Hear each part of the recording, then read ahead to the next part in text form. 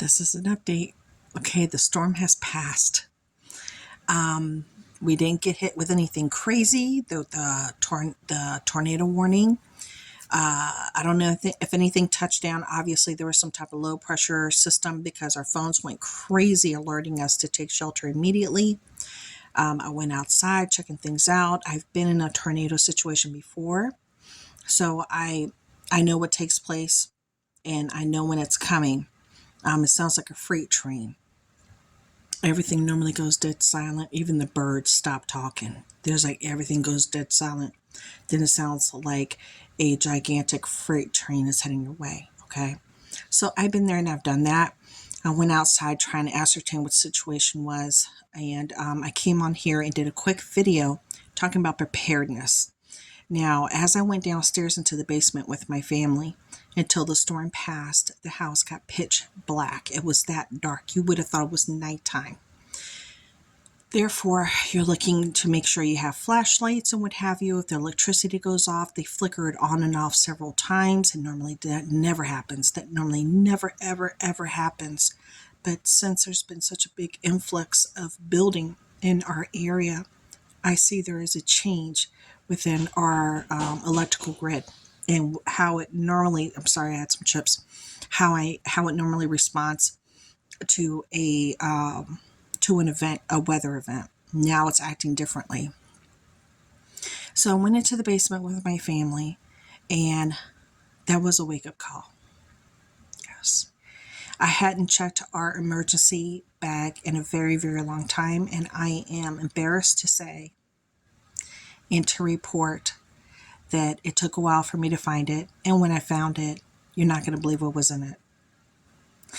The bag has been so out of date that it had diapers, baby diapers in there. It had baby wipes that were dried out.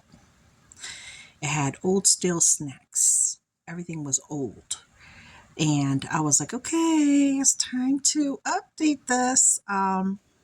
Kind of same thing that I have to do with our bug out bags. We do have bug out bags, and it is time to update them. As normally I do it when we get closer to autumn or winter, when I do a changeover of, say, things you would need during the summer versus a car breakdown having to walk home during the winter. I usually update the heating elements to warm hands and feet. I usually add some warm socks and things like that. And other things, I update the snacks.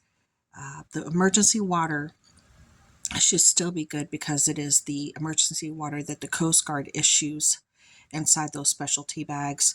The emergency water should still be good, but I'm going to check the dates on those.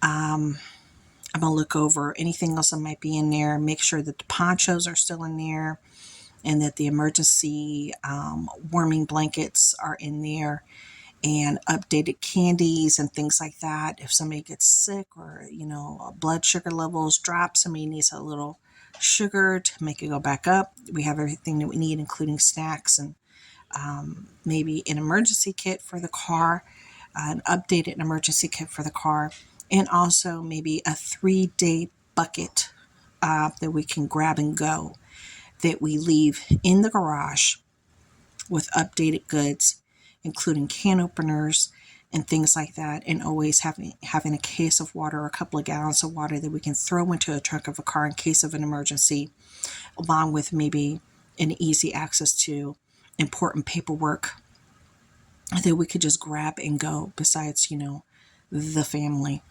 we grab and go an emergency tote bucket that has at least 3 or 4 days worth of food, snacks, things that, can openers and everything, paper plates and utensils to eat what we need to eat and have the things that we need to have. And always make sure that your vehicle is well taken care of. Make sure your gas tank's always topped off. Don't let it, get close to empty. Always top off your gas tank as soon as it hits halfway point. You never know when there's going to be an emergency. You might need to flee the area. And unfortunately, at those times, most people just stand in traffic. It's like standstill traffic, people trying to leave the area. So a lot of people that can't leave just bug in, meaning they just stay put and they stay in their houses. But we do have, like I said, bug out bags and things like that, that if we need to go on foot, we technically could, and we would be, okay. I do need to update some of the bags with some of the fire starters and things like that I have purchased since that time. Add them to the bags and what have you, and including, a 3 or 4 day tote that stays in the garage for quick, easy access, and take it from there. But man, that was a wake up call as far as finding that bag with diapers, dried up wipies, and everything basically that was just old, didn't need, and really needed to be updated. But rest assured, I do have some emergency supplies in our basement. So we would have been okay regardless. But the point was our emergency bag where I kept some clothes, things like that, that if, something happens, your clothes get wet, you need to change because we're in the basement, it's cold, they wouldn't have been prepared. We would not have been prepared for that. So there you go. Everything's okay. Thank you for your prayers. But check out your emergency gear, your emergency bags, your bug out bags if you have one, or if you're going to hunker down, make sure you know where everything's at. Because honestly, between us, just because of my physical inabilities, when people say, "Are you going to bug in or are you going to bug out?" I would be bugging in. I would be staying put. I wouldn't be going anywhere. I'd be right here fending and protecting. This is point zero for me. Do we have a point B? Yeah, we have a point B if we can get to it. And that also needs to be updated and prepared, and, things rotated out, looked into. We have to update our point B. We definitely have to update our point B. But when I do that, I'll bring you along and I'll show you the things that need to be updated, including like an emergency kit, bandages, antibiotic, cough medicine, cold medicine, fever reducer, things like that are kind of important, that when you don't have them, you wish you had them. Even pink eye drops and things like that. They're all over the counter now, and I've shared them with you before on a Amazon haul of things that I buy for the home to keep my family, in tip-top condition. And not including fish meds, which I am not a doctor. I do not recommend anything. I don't make recommendations. I do what I do to take care of my family. But we have used fish meds before. I have personally used fish meds before, and they worked just fine.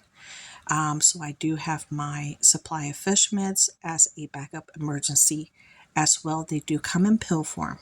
Okay, so there you go. So I'm going to end it here. Thank you so much for your prayers and for your thoughts. And yes, I hustled in. It started getting a little crazy, but it did definitely pass. And now it's time for me to do a little work. Thanks for coming by.